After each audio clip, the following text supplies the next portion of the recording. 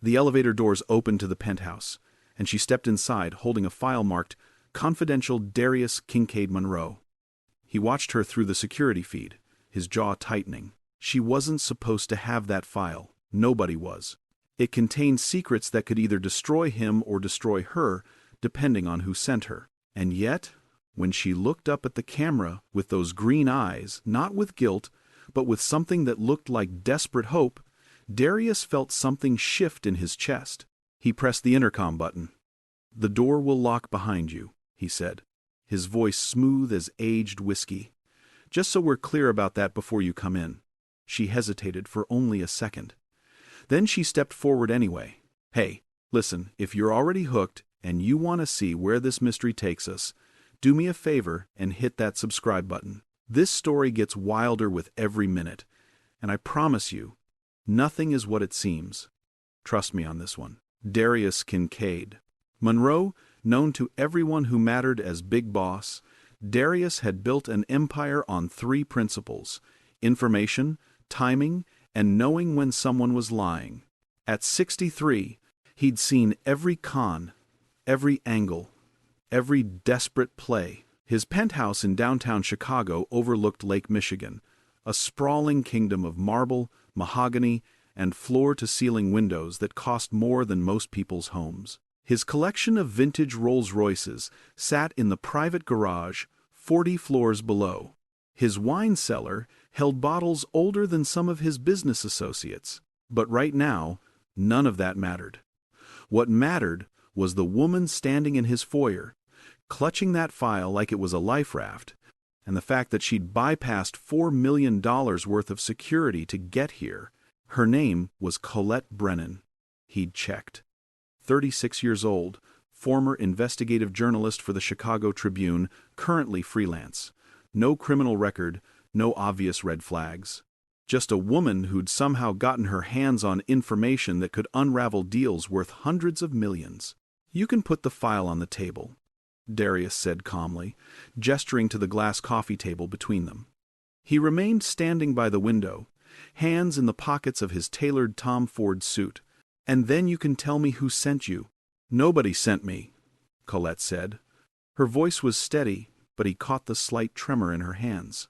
"I found this in my sister's apartment. She's missing." That was not the answer he'd expected. Darius turned fully to face her, his expression unreadable. Missing how? Gone. Vanished. 3 days ago. Colette opened the file, spreading papers across his table. "Her name is Rachel Brennan. She worked as a paralegal at Whitmore and Associates, the firm that handles your corporate litigation. 2 weeks ago, she called me in the middle of the night, scared out of her mind. Said she'd stumbled onto something at work, something big, something dangerous. She wouldn't tell me what. Then, 3 days ago, she stopped answering her phone. When I went to her apartment, it was empty. But I found this file hidden in a false bottom of her dresser drawer." Darius approached the table slowly, his eyes scanning the documents. Bank transfers, shell companies, coded transactions, and his name appearing in contexts he'd never authorized. Someone had been using his reputation, his business infrastructure, to move money. A lot of money. "Your sister didn't stumble onto this," Darius said quietly. "Someone planted it for her to find." Colette's face paled. "What? These documents are too clean, too obvious. Whoever's running this operation wanted someone at that law firm to discover it." He looked up at her, and for the first time, she saw something in his dark eyes that wasn't suspicion, it was concern. "Which means your sister isn't just missing, she's bait." "Bait for what?" "For me, or for whoever's trying to frame me." He picked up one of the papers, studying the signature. It was a forgery, a good one, but still a forgery. "Someone wants to make it look like I'm laundering money through real estate deals in Detroit, Milwaukee, and Gary, Indiana, cities with struggling economies, where large cash injections wouldn't be questioned too hard. It's smart. It's also completely fabricated." Colette sank onto his leather sofa, her face in her hands. "So what do we do? Do we call the police? And tell them what? That your sister found evidence of crimes I didn't commit?" Darius shook his head. "The moment this goes public, My reputation takes a hit. My business partners start asking questions. And whoever set this up wins, regardless of whether I'm innocent. So we do nothing? I didn't say that. Darius pulled out his phone, sending a quick text. I'm calling in some favors. I have people who can trace these transactions, find out who's really behind them. But you, he fixed her with an intense stare. You need to stay here. Excuse me? If your sister was taken because of this file, then whoever took her knows you exist. They probably know you're her emergency contact, which means they're watching you. He moved to the bar, pouring 2 glasses of bourbon. You came here looking for help. I'm giving it to you, but that means you stay where I can protect you. Colette stood up, her green eyes flashing. I don't need protection. I need to find my sister. You'll do both. Here. He handed her the glass. I have resources you can't access on your own. Security footage databases, private investigators, connections in places the police won't look. But I need you to trust me. She stared at him for a long moment, searching his face for deception. She found none. Just the steady, unwavering gaze of a man who'd made decisions under pressure his entire life. Why would you help me? She asked softly. You don't know me. This isn't your problem. It became my problem when someone used my name to commit crimes. Darius took a sip of his bourbon. And I don't leave people in danger. Not if I can help it. The way he said it with absolute certainty, like a moral code written in stone, made something shift in Colette's chest. She took the glass. Okay, but I want to be involved in every step. This is my sister. Agreed. What Colette didn't know yet was that Darius had already recognized one of the shell company names in that file, Apex Holdings International. It was a front for a man named Vincent Caruso, a real estate developer with ties to organized crime families in 3 states. Caruso had been trying to buy Darius out of a major downtown development for 2 years. Darius had refused every offer. This wasn't just about framing Darius. It was about destroying his credibility so thoroughly that he'd be forced to sell everything just to stay out of prison. But Caruso had made one critical mistake. He'd involved an innocent woman. And now her sister had walked right into Darius's life, bringing the evidence he needed to dismantle the entire operation. By midnight, Darius's living room had been transformed into a command center. His head of security, a former Secret Service agent named Tobias Grant, had arrived with laptops, surveillance equipment, and enough technical expertise to make the FBI jealous. Colette sat beside Darius on the sofa, watching as Tobias pulled up security footage from Rachel's apartment building. There, Colette said, pointing at the screen. That's her. 3 days ago, 11:47 p.m., they watched as Rachel Brennan exited her building, looking over her shoulder nervously. A black SUV pulled up. 2 men in suits got out. Rachel didn't run. She didn't scream. She got in the car voluntarily. She knew them, Darius observed. Tobias enhanced the image, zooming in on the SUV's license plate. Registered to a rental company in Schaumburg. I'll pull the records, but I'm betting it's a dead-end, fake name. Prepaid credit card. What about the men? Colette asked. Can you get a clear shot of their faces? Tobias worked his magic, isolating and sharpening the image. One of the men had a distinctive scar running from his eyebrow to his cheek. Darius leaned forward, his expression darkening. I know him. His name is Luca Romano. He works for Caruso. The real estate guy? Tobias asked. The same. Darius stood up, pacing to the window. Chicago's lights glittered below like scattered diamonds. This confirms it. Caruso set me up, and he's using Rachel as leverage. Leverage for what? Colette demanded. He already has the fake documents. What more does he want? My signature on a sale agreement.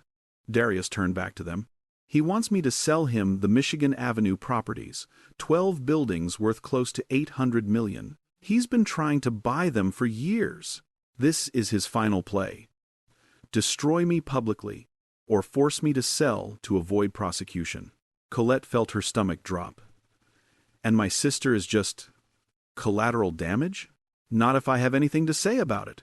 Darius's voice was cold steel. Tobias, I need you to trace every property Caruso owns within 50 miles of Chicago.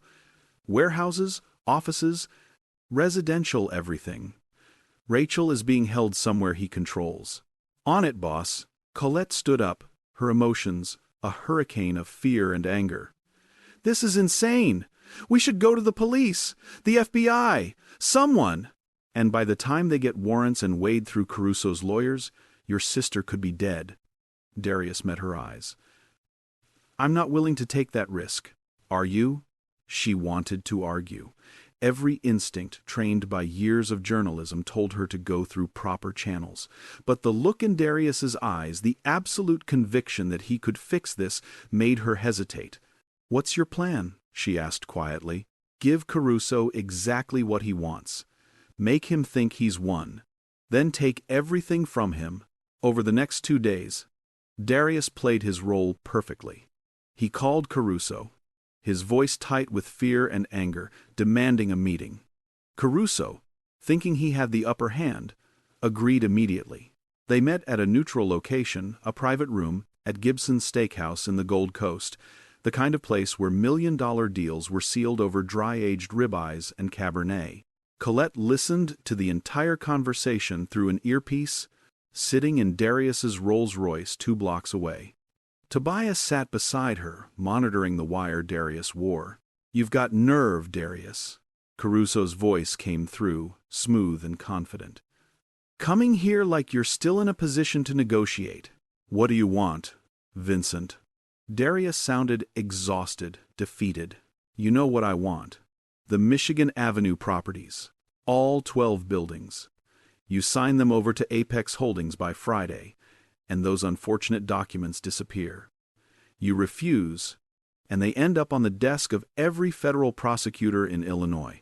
And what about Rachel Brennan, the paralegal? She's comfortable, well-fed, hasn't been harmed. Yet. There was a pause. Sign the papers, Darius, and she goes home. You go back to your penthouse and your luxury lifestyle, just with a slightly smaller real estate portfolio. Everyone wins. In the car, Colette's hands clenched into fists. Tobias put a steadying hand on her shoulder. Darius's voice came through. Quieter now. I need proof she's alive. A phone call. Video. Something.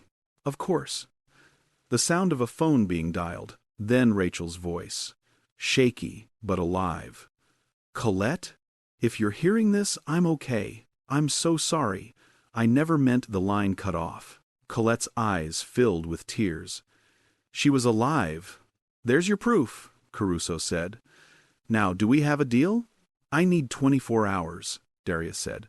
To arrange the transfer, get my lawyers to draw up the paperwork. You have 12 hours, midnight tonight. My office. Caruso's chair scraped back. Oh, and Darius, don't even think about going to the authorities. I have copies of those documents in 5 different locations. You go public, they all get released simultaneously. Your choice. The meeting ended. 3 minutes later, Darius emerged from the restaurant, his face grim. He got into the Rolls-Royce, and Tobias immediately drove away. Did you get it? Darius asked. Tobias held up a small recording device. Every word. Confession to extortion, kidnapping, and conspiracy to commit fraud. But it won't hold up in court without corroborating evidence. We need more. We'll get it. Darius looked at Colette. Your sister's alive. That's what matters right now. Where is she? Colette's voice was raw. Did you find out? Tobias tracked Caruso's properties. There are 3 possibilities, a warehouse in Cicero, an industrial building in Gary, and a residential property in Lake Forest. We'll hit all 3 simultaneously. Simultaneously? You mean you have people? Yes, I told you, Colette. I have resources. He pulled out his phone, making a call. Malcolm, it's time. Assemble the team. 3 locations. I'm texting you the addresses now. He hung up and looked at her. Malcolm runs a private security firm. Former Marines, all of them. Discreet, professional, and very good at what they do. You're staging a rescue operation, Colette said, disbelief and hope warring in her voice. I'm getting your sister back. And I'm getting the evidence we need to bury Caruso. Darius's phone buzzed. He glanced at it and smiled a predator's smile. And I just received confirmation that the SEC has been very interested in Apex Holdings for the past 6 months. Seems there are irregularities in their offshore accounts. They just needed someone to give them a reason to dig deeper. You tipped them off? I made a call to an old friend. Sometimes, Colette, justice needs a little push in the right direction. At 10:47 p.m., 3 teams moved simultaneously. Malcolm's crew hit the warehouse in Cicero empty. The second team cleared the Gary Industrial Building, also empty. But the third team, led by Tobias himself, found Rachel Brennan in the basement of the Lake Forest property, guarded by 2 of Caruso's men who surrendered the moment they saw the tactical gear and weapons. Rachel was shaken but unharmed. Tobias called Darius immediately. We've got her. She's safe. In the penthouse, Colette collapsed onto the sofa, sobbing with relief. Darius sat beside her, handing her a handkerchief. It's over, he said gently, but it wasn't. Not quite. At 11:55 p.m., Darius walked into Caruso's office building in the Loop, carrying a briefcase. Caruso's security let him through. Confident and smug, they took him up to the executive suite. Caruso sat behind his desk, grinning like a man who'd already won. Right on time. I appreciate punctuality, Darius. Did you bring the paperwork? Darius set the briefcase on the desk and opened it. Inside were legal documents transferring ownership of the Michigan Avenue properties. Caruso reached for them eagerly. Then, Darius's phone rang. He answered it, putting it on speaker. Yes? Mr. Monroe, this is Special Agent Patricia Kerrigan with the FBI. We've just taken Vincent Caruso's associate, Luca Romano, into custody. He's cooperating fully with our investigation into money laundering, extortion, and kidnapping. We'll need you to come down to the field office to give a statement. The color drained from Caruso's face. Darius smiled. Of course, Agent Kerrigan. I'll be there within the hour. He ended the call and looked at Caruso. You made a mistake, Vincent. You involved an innocent woman. You used my name. And you assumed I'd be too afraid to fight back. You can't prove anything, Caruso hissed. Actually, I can. Darius pulled a flash drive from his pocket. Every transaction you faked, every document you forged, every phone call you made to set this up, it's all here. My people are very thorough. He stood up, closing the briefcase. The SEC is already auditing Apex Holdings. The FBI has Romano's testimony. And Rachel Brennan is safe with her sister right now, ready to testify about everything you told her. Caruso lunged across the desk, but Darius was already moving. The office door burst open, and FBI agents flooded in.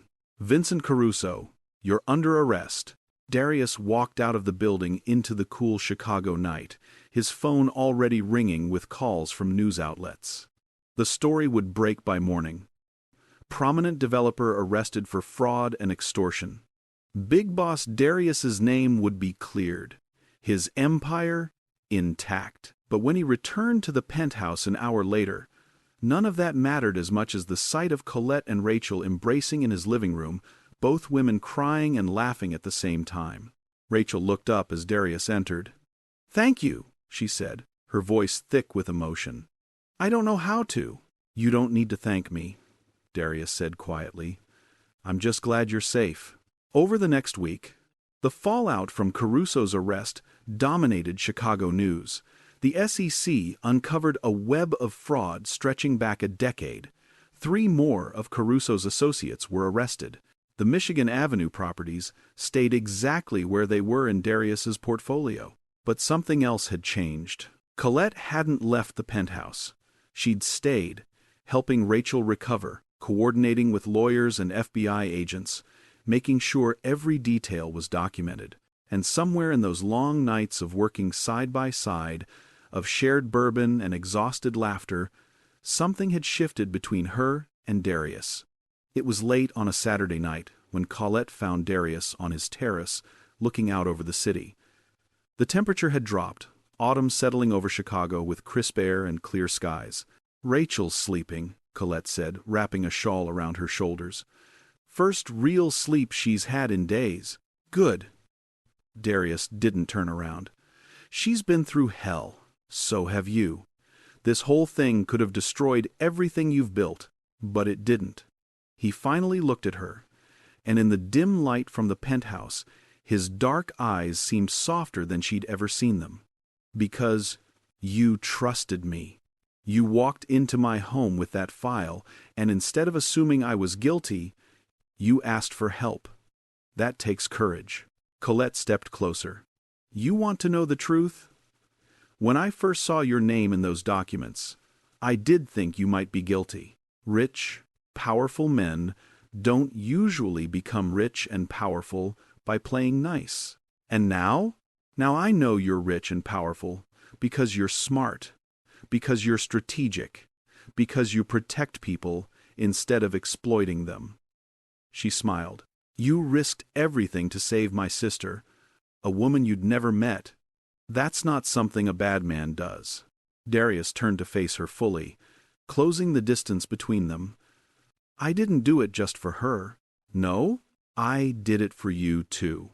From the moment you stepped into that elevator, file in hand, scared but determined, I knew I couldn't let anything happen to you, or to anyone you loved." Colette's breath caught.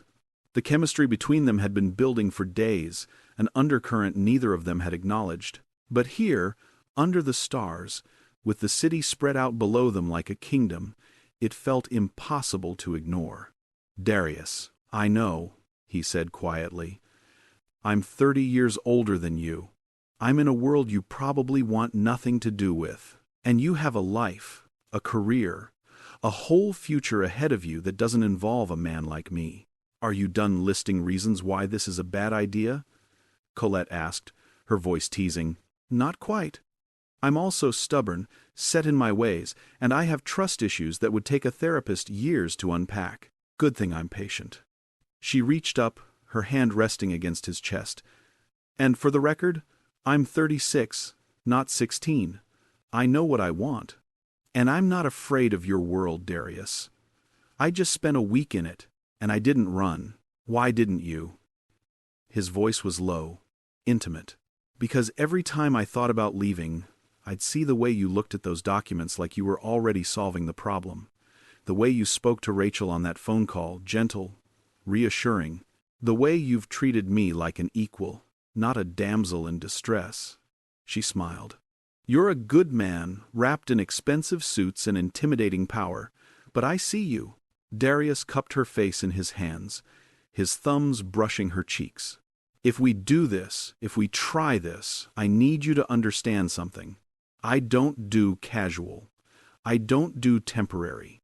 When I care about someone, I protect them. I invest in them. I'm all in. Then we're on the same page." Colette rose on her toes, closing the final distance between them. The kiss was slow, deliberate, full of everything they hadn't said. It tasted like bourbon and possibility, like the beginning of something neither of them had planned but both of them wanted. When they finally pulled apart, Darius rested his forehead against hers. "So, you never did answer my question from that first night." "What question?" "Why you came into the penthouse, knowing the door would lock behind you." Colette laughed softly. "Because I trusted my instincts. And my instincts said that despite the locked door, despite the mystery, despite everything, you were exactly where I needed to be." Your instincts were right. They stood there on the terrace for a long time, wrapped in each other's arms, the city lights twinkling below. Rachel was safe. Caruso was in custody. Darius's empire was secure. But more than that, something new had begun. Something neither of them had been looking for but both recognized as real. 3 months later, Colette moved into the penthouse officially. She continued her freelance journalism, writing a series of investigative pieces that won her a Pulitzer nomination. Rachel started a new job at a victims' rights nonprofit, using her experience to help others. And Darius, for the first time in his 63 years, learned what it meant to share his life with someone who saw past the wealth and power to the man beneath. They traveled to Paris, Tokyo, Cape Town, always in luxury, always together. They attended charity galas where Darius's donations helped fund youth programs and education initiatives across Chicago. They spent quiet Sunday mornings reading newspapers over coffee, Colette's feet tucked under her on the sofa, Darius's hand resting on her ankle like an anchor. The city gossiped, of course. The age gap, the whirlwind romance, the fact that a billionaire and a journalist made an unlikely pair. But Darius and Colette didn't care. They'd been forged in crisis, tested by danger, and what they'd built was stronger than any tabloid speculation. One evening, as they prepared for a fundraising dinner at the Art Institute, Colette caught Darius watching her in the mirror as she put on her earrings. "What?" she asked, smiling. "Just thinking about that first night, when you stepped into my elevator with that file. Having regrets?" "Not even one." He walked up behind her, his hands settling on her waist. "You walked into my world asking for help, and somehow you ended up saving me instead. That's not how I remember it. You saved Rachel. You took down Caruso." "I'm not talking about that." He turned her to face him. "I'm talking about you reminding me why I built all of this in the first place. Not just for wealth or power, but to make a difference, to protect people, to create something meaningful." He kissed her forehead. "You gave me purpose again, Colette." She wrapped her arms around him, inhaling the familiar scent of his cologne, something expensive and woodsy that she'd come to associate with safety. "We gave each other purpose." They went to the fundraiser, dazzling Chicago's elite with matching elegance. They raised $2 million for arts education programs. They danced until midnight, Darius spinning Colette across the floor with the grace of a man who'd lived through decades of high society events but was experiencing them anew through her eyes. And when they returned to the penthouse, when the door locked behind them, that door that had once represented mystery and risk, it represented something else now. Home.